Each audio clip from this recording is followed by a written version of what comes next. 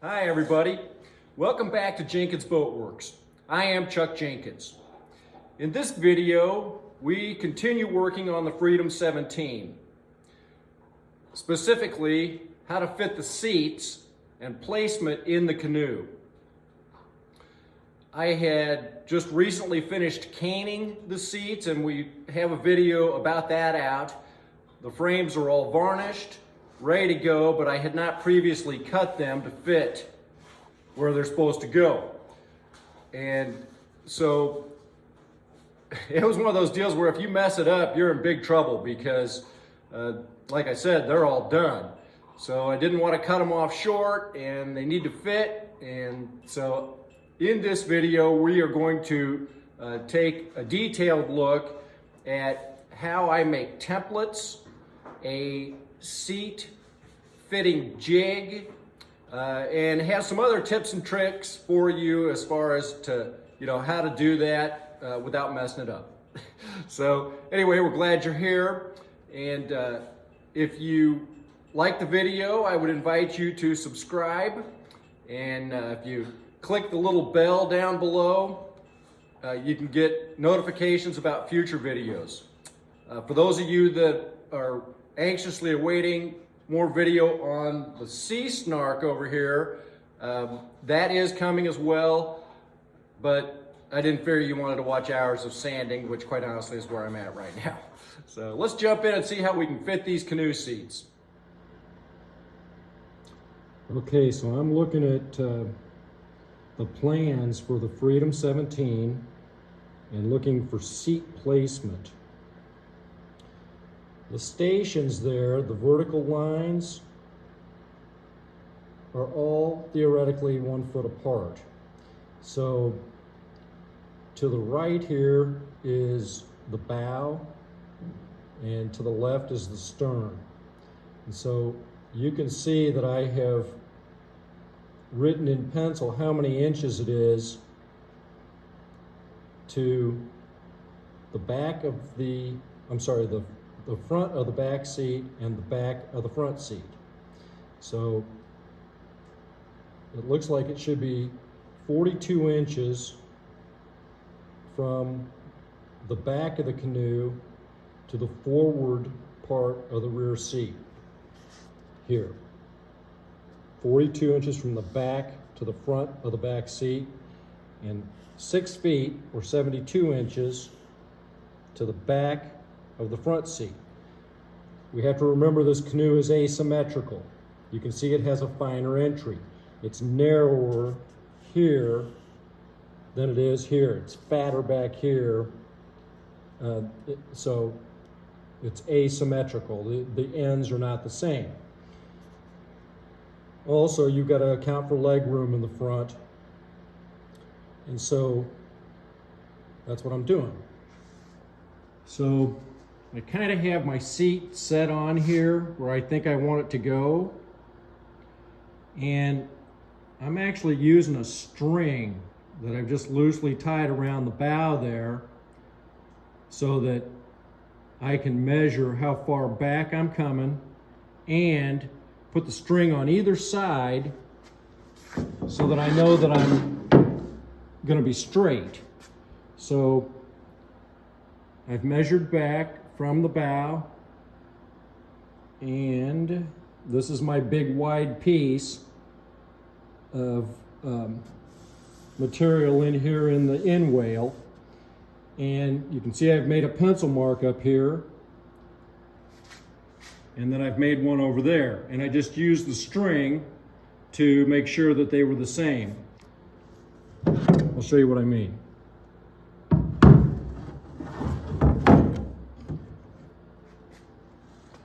So we pull this fairly tight, and then we come back and I made a little black mark on the string. See it there?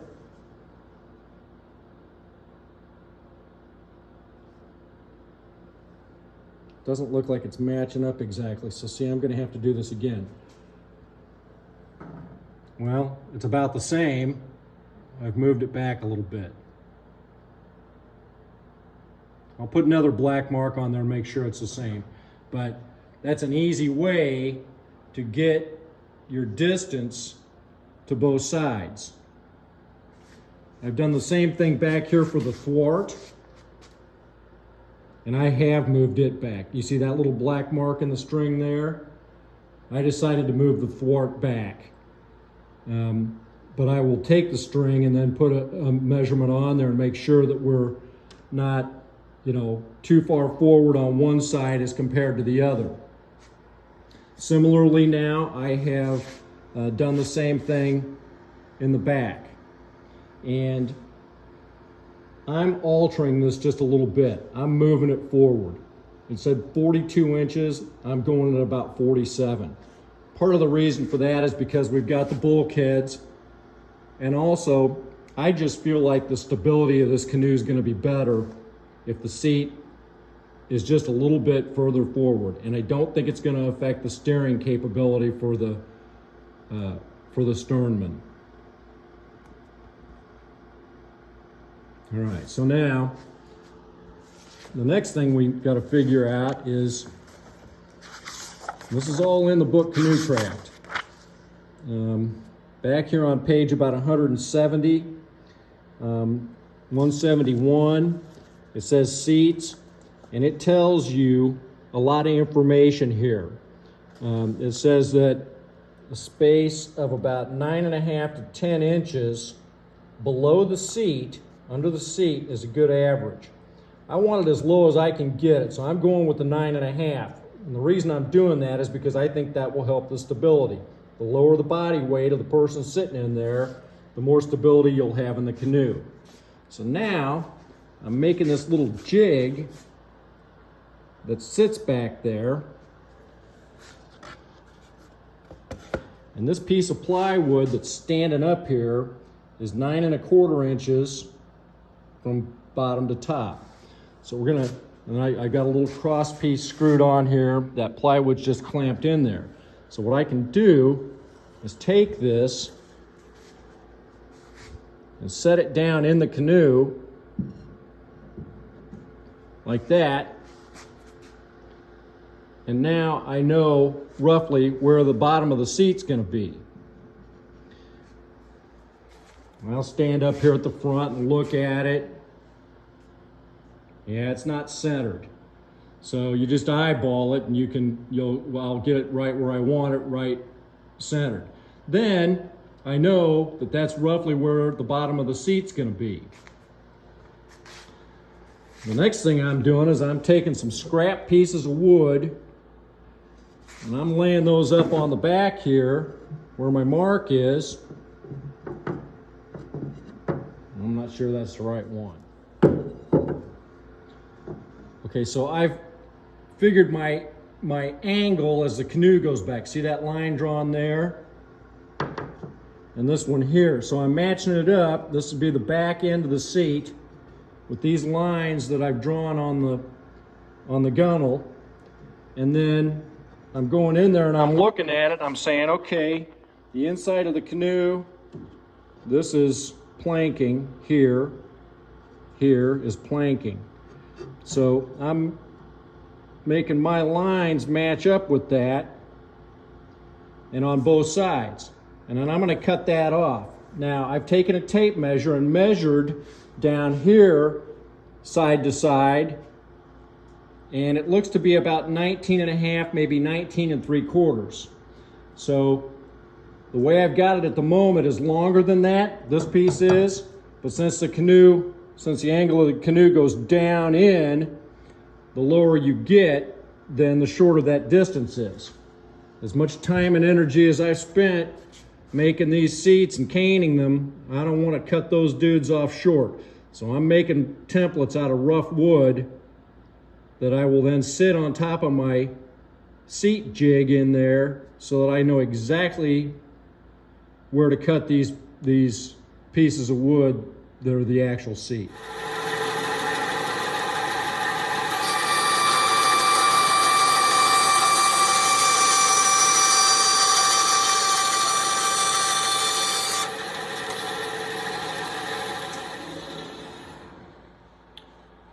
Okay, and so the point of making these jigs is because I don't want to mess up the seats.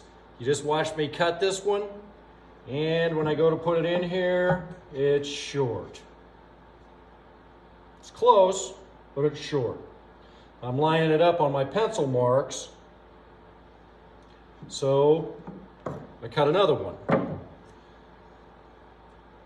I've got this one. I can line that one up now with my marks, and it's fairly tight. This piece of plywood wasn't in here when I showed you making this seat jig, and I told you that this was 9 1/4 tall. I want it 9 1/2. So I've got another 1/4 inch piece of plywood in there. So now I should be exactly 9 1/2 up, which would be the bottom of the seat. So now this one I feel very comfortable with being the right length to cut off the actual wood in or on the, on the actual seat frame. Part of what happened to me is that the Canoe has tumble home. So it comes out around from the bottom, and when it gets up to the rails, it actually comes in a little bit.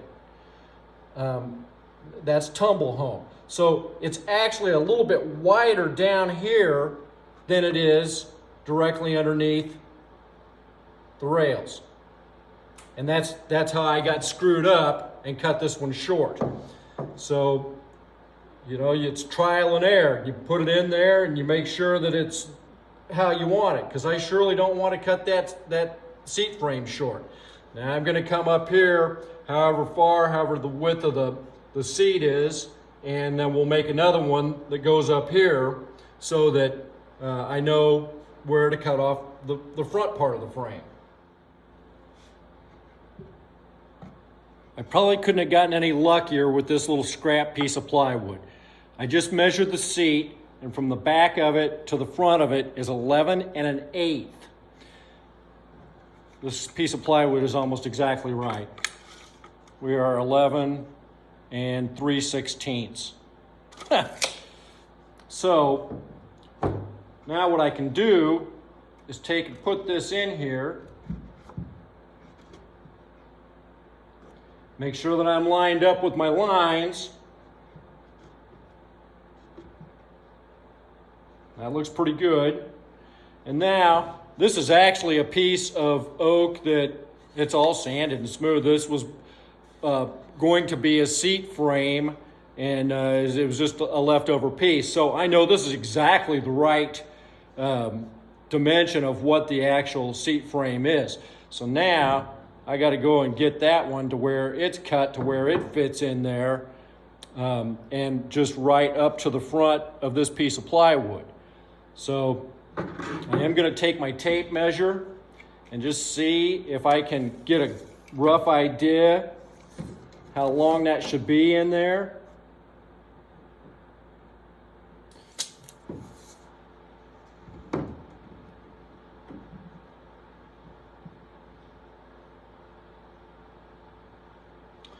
We're almost 21, and I believe this is 3 inches. So that tells me it should be about 24. Maybe I'll just bend the tape in there and verify that. Yeah, it's right at 24.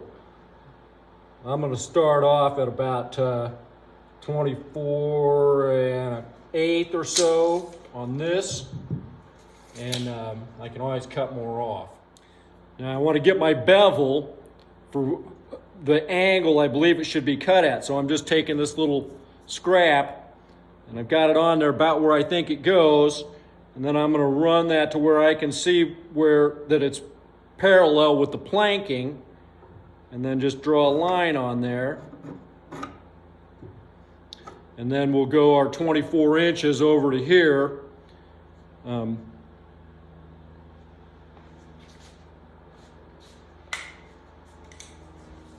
So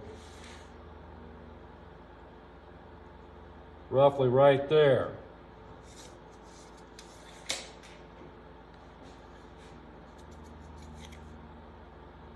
So let's make a little mark right there. Let's make sure that's still 24. I'm about 24 1/4.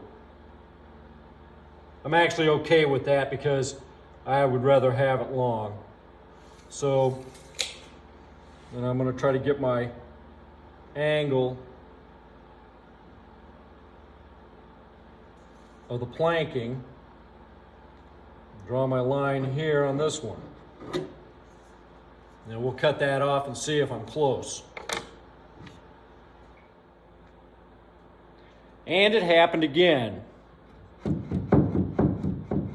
I'm short.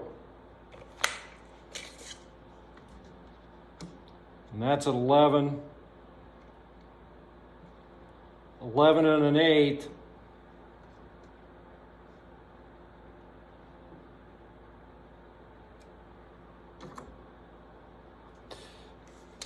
That's really close.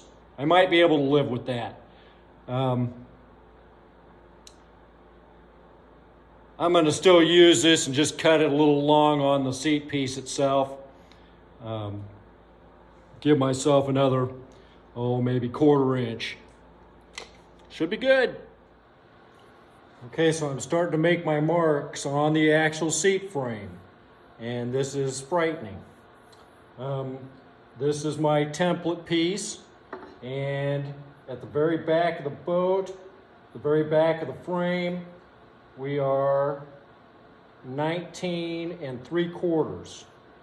And so I need to know what half of 19 3/4 is. Not quite 10. It works out that half of that is 9 7/8. So I've got my midpoint of the seat marked here. And if I come 9 7/8 right there, I've got a mark here and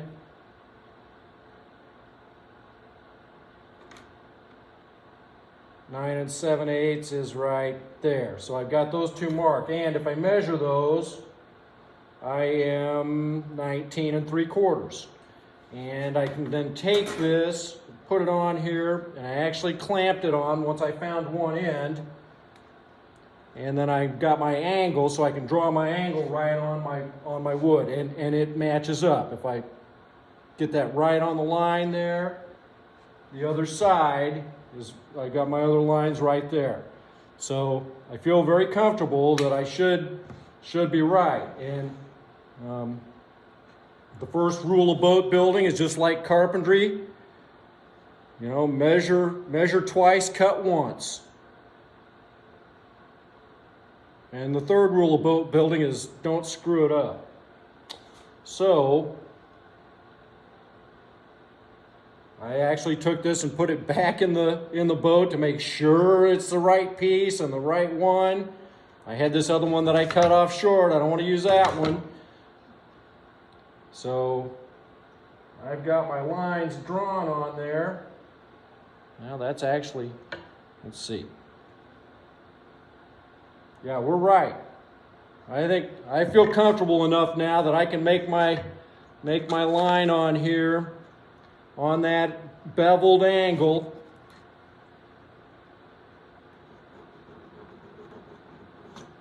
And draw a line.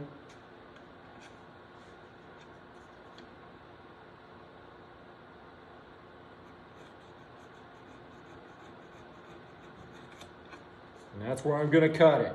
And I've done the same thing up here with this other piece that I cut. Let's double check that. And it's not this outside line, but it's that inside one. When I take it to the bandsaw, I'm going to cut proud of that line. I'm going to cut on the outside of it. I can always sand it down. I can't add back on. Wish me luck.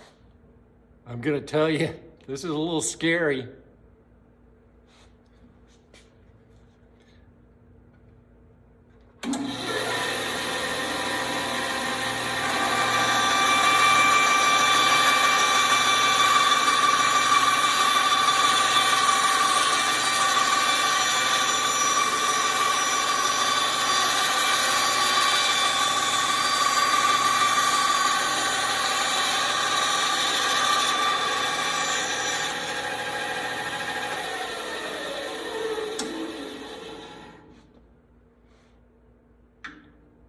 my.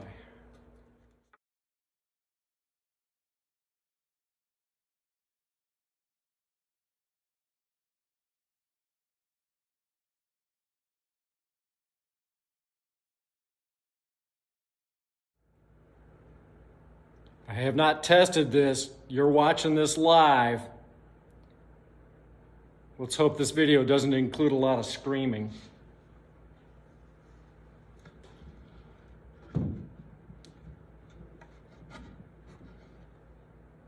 How about that?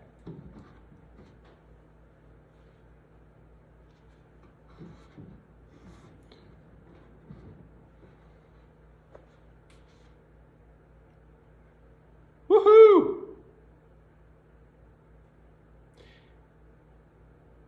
If anything, I can sand it just a little bit. The canoe's coming down like this a little bit, and I think the way I did it on the bandsaw, I've got a little extra.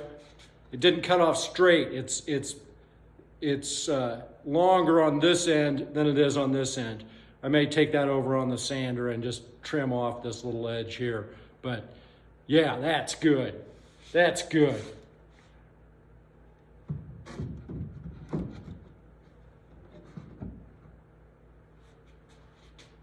Fantastic.